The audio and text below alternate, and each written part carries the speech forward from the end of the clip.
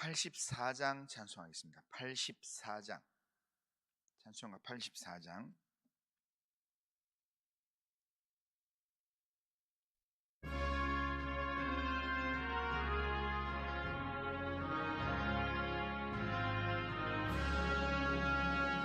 온 세상이 캄캄하여서 참 빛이 없었더니 그 빛나는 영광 나타나 온 세상 빛이었네. 영광 영광의 주, 영광 영광의 주, 밝은 급이 내게 비추었네. 영광 영광의 주, 영광 영광의 주, 이 세상의 빛은 오직 주 예수님. 주 말씀을 믿는 사람은 그 마음이 시원하고 주 명령을 준행하는 자 그 길이 환하겠네. 영광 영광의 주, 영광 영광의 주, 밝은 급이 내게 비추었네. 영광 영광의 주, 영광 영광의 주, 이 세상의 빛은 오직 주 예수님. 죄 가운데 사는 사람은 그 눈이 어두워도 그 죄악을 씻는 날에는 그 눈이 밝아지네. 영광 영광의 주, 영광 영광의 주, 밝은 급이 내게 비추었네. 영광 영광의 주, 영광 영광의 주, 이 세상의 빛은 오직 주 예수님. 신앙 고백합니다. 나는 전능하신 아버지 하나님 천지의 창조주를 믿습니다. 나는 그의 유일하신 아들 우리 주 예수 그리스도를 믿습니다. 그는 성령으로 잉태되어 동정녀 마리아에게서 나시고 본디오 빌라도에게 고난을 받아 십자가에 못 박혀 죽으시고 장사된 지 사흘 만에 죽은 자 가운데서 다시 살아나셨으며 하늘에 오르시어 전능하신 아버지 하나님 우편에 앉아 계시다가 거기로부터 살아있는 자와 죽은 자를 심판하러 오십니다. 나는 성령을 믿으며 거룩한 공교회와 성도의 교제와 죄를 용서받는 것과 몸의 부활과 영생을 믿습니다. 아멘. 자, 하나님 말씀은 요한복음 7장 53절부터 8장 12절까지입니다. 7장 53절부터 8장 12절까지 한 절씩 교독하겠습니다. 다 각각 집으로 돌아가고 예수는 감난산으로 가시니라. 아침에 다시 성전으로 들어오시니 백성이 다 나오는지라 앉으사 그들을 가르치시더니 서기관들과 바리새인들이 음행 중에 잡힌 여자를 끌고 와서 가운데 세우고 예수께 말하되 선생이여 이 여자가 간음하다가 현장에서 잡혔나이다. 모세는 율법에 이러한 여자를 돌로 치라 명하였거니와 선생은 어떻게 말하겠나이까? 그들이 이렇게 말함은 고발할 조건을 얻고자 하여 예수를 시험함이러라. 예수께서 몸을 굽혀 손가락으로 땅에 쓰시니 그들이 묻기를 마지 아니하는지라.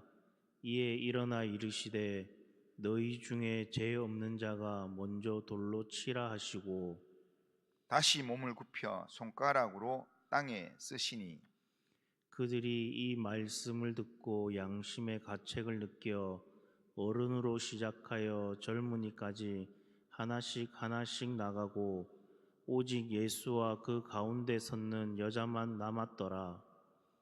예수께서 일어나사 여자 외에 아무도 없는 것을 보시고 이르시되 여자여 너를 고발하던 그들이 어디 있느냐 너를 정죄한 자가 없느냐.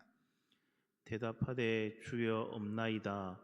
예수께서 이르시되 나도 너를 정죄하지 아니하노니 가서 다시는 죄를 범하지 말라 하시니라. 같이 읽겠습니다. 예수께서 또 말씀하여 이르시되 나는 세상의 빛이니 나를 따르는 자는 어둠에 다니지 아니하고 생명의 빛을 얻으리라. 아멘. 자, 오늘 우리가 읽은 이 본문의 내용은 가늠하다가 현장에서 잡힌 한 여인에 대한 내용과 그 여인에게 생명의 빛을 가르치시는 예수님의 말씀에 관한 내용입니다.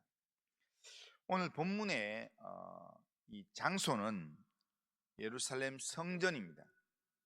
예수님께서 아침에 성전에 나오셔서 백성들을 가르치고 있을 때 있었던 일입니다. 성전은 어떤 곳입니까? 성전은 하나님께 제사를 드리는 곳입니다. 성전은 제사하는 자가 제사를 통해서 자기 죄를 용서받는 곳, 거기가 성전입니다. 하나님의 말씀을 듣고 죄악된 삶을 돌이키는 곳이고 또한 하나님의 말씀으로 새롭게 되는 곳이 바로 성전입니다. 다시 말하면 죄 용서함을 받고 생명을 살린 역사가 있는 곳이 바로 성전이다 할 수 있습니다. 이 성전에 오늘 세 종류의 사람이 등장합니다. 첫 번째 한 사람은 예수님, 또 한 사람은 가늠하다가 현장에서 잡힌 여인, 마지막 한 부류는 가늠하다가 현장에 잡힌 여인을 예수님께 고발했던 서기관과 바리새인들입니다. 이 중에 예수님을 먼저 한번 생각해 보면 예수님께서는 이곳 성전에서 말씀을 가르치는 일을 하고 있습니다. 예수님은 앞장인 7장 37절 이하에서 예수님은 어제 보았던 말씀에서 누구든지 목마르거든 내게로 와서 다시 마시라. 나를 믿는 자는 성경의 이름과 같이 그 배에서 생수의 강이 흘러나리라 라는 말씀을 외치셨습니다. 예수님의 말씀은 생명을 살리는 말씀입니다. 목마른 자에게 생수를 주시는 말씀입니다. 예수님은 가르침의 사역을 통해서 생명 살리는 일을 하셨습니다. 예수님은 성전에서 생명 살리는 그 삶을 위해서 가르치고 때로는 여러 일들을 감당하셨습니다. 예수님의 이 사역을 통해서 가늠하다가 현장에서 잡혀왔던 이 여인이 극적으로 살게 되었습니다. 예수님은 살리는 일을 하시는 분입니다. 그런데 이 성전에는 또 다른 한 부류의 사람들도 있었습니다. 그들은 서기관과 바리새인들이었습니다. 그들이 이곳에서 무엇을 하고 있습니까? 가늠하다가 현장에서 잡힌 여인을 예수님 계신 성전 마당으로 끌고 와서 예수님을 고발하기 위해서 지금 시험을 하고 있습니다. 이들은 성전에서 한 사람 여인을 이용해서 한 의로운 사람 예수님을 죽일 고속거리를 찾고 있습니다.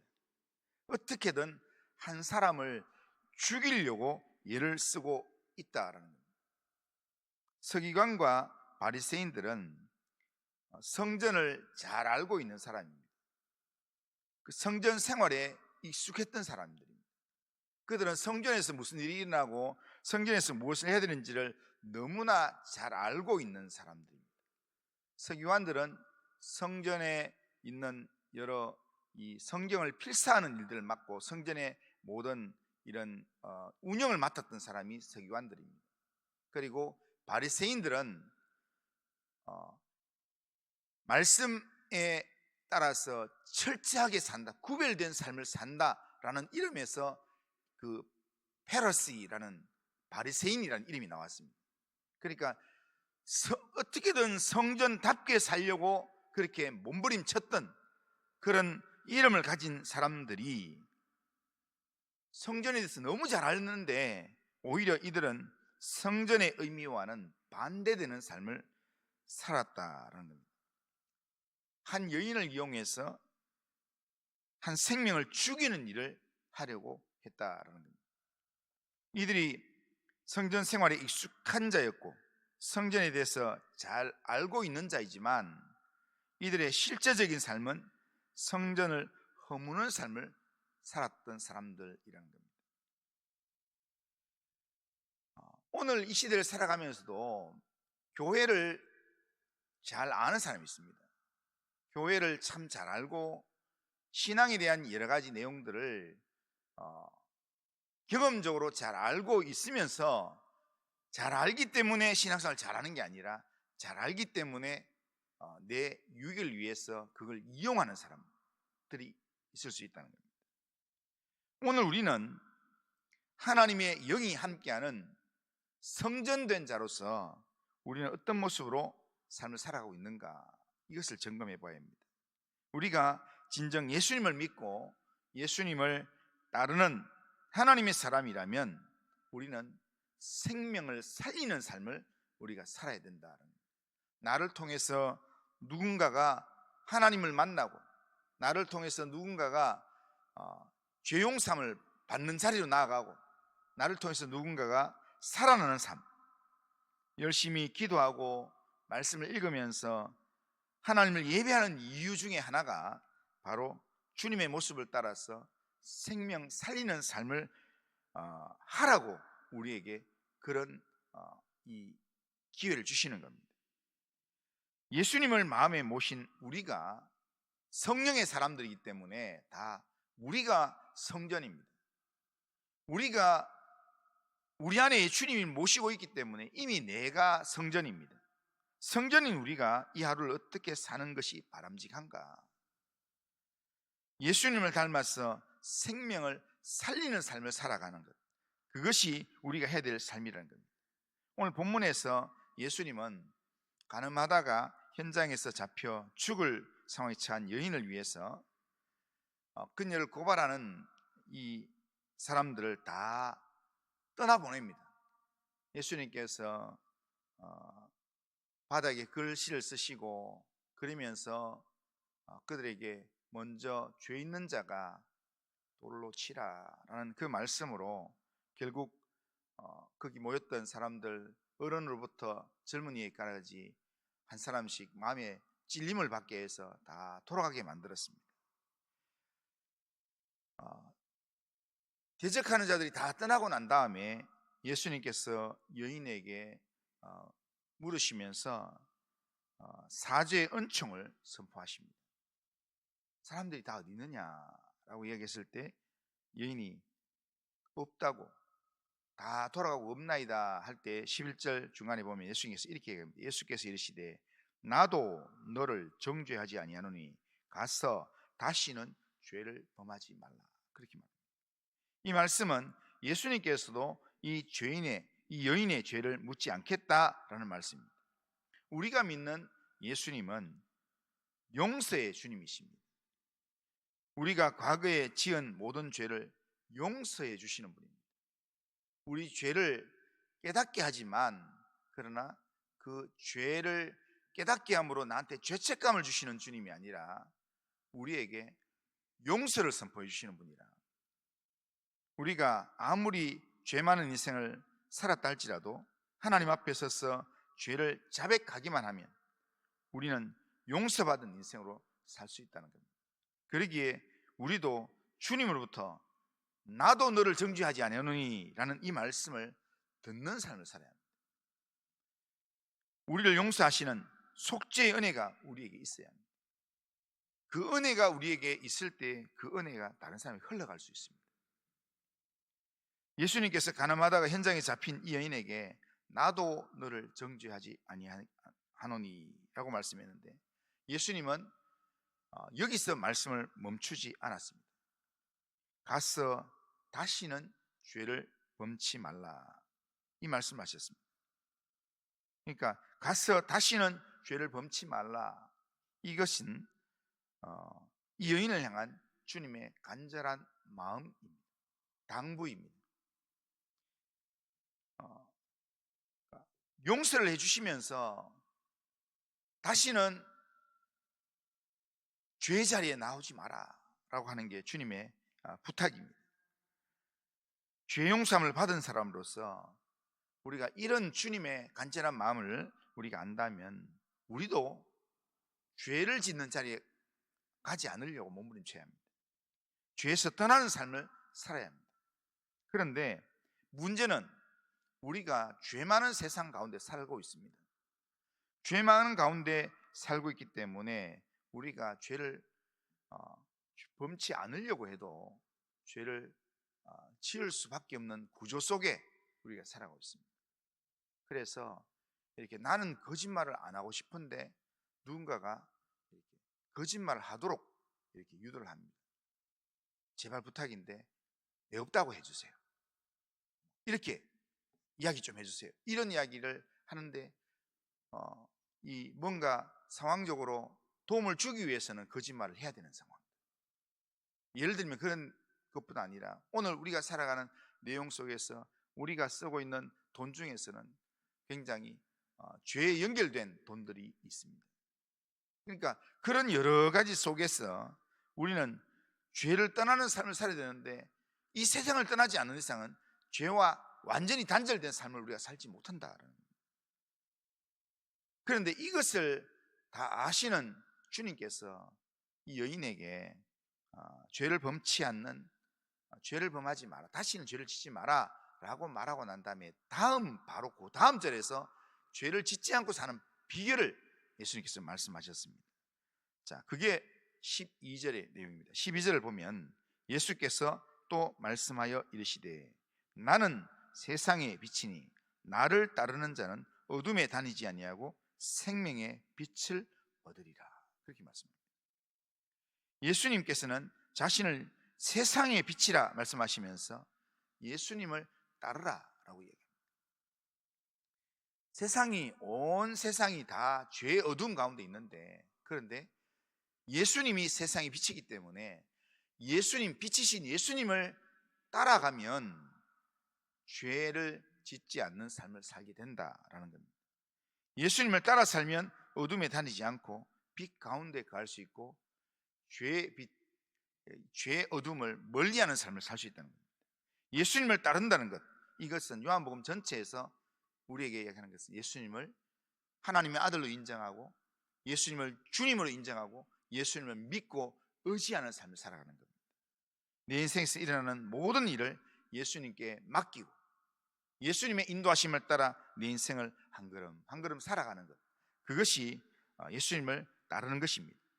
예수님을 따른다는 것은 예수님이 또한 본을 보여주신 삶을 따라서 우리가 본받아서 살아가는 겁니다. 그러니까 살리는 삶을 살아가는 겁니다. 그러니까 오늘 우리가 주어진 삶의 자리에서 누군가를 만날 때 내 유익을 위해서 누군가를 이용하는 삶이냐, 아니면 내 유익을 위해서 뭔가 누군가를 죽이는 삶이냐, 아니면 누군가를 살리는 삶을 사는가. 예수님을 따른다라고 할 때는 예수님의 삶을 본받아서 예수님을 닮은 삶을 살아가는 것, 생명을 살리는 삶을 살아가는 것, 그게 예수님을 따르는 삶이라는 겁니다.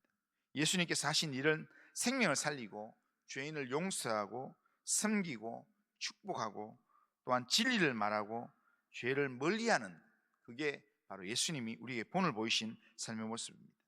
우리가 이런 모습으로 예수님을 의지해서, 예수님을 따라서 일상의 삶에서 예수님을 의지하는 삶을 산다면, 예수님을 따르는 삶을 산다면, 우리가 살아가는 세상이 어둠의 세상이지만 우리가 어둠 가운데 거하지 않고 생명의 빛 가운데 거하게 될 것입니다. 우리가 있는 삶의 자리가 칠흑 같은 어둠이 있는 장소라도 거기서 세상의 빛을 드러낼 수 있는, 세상이 빛이 되는 그런 삶을 살게 된다는 겁니다.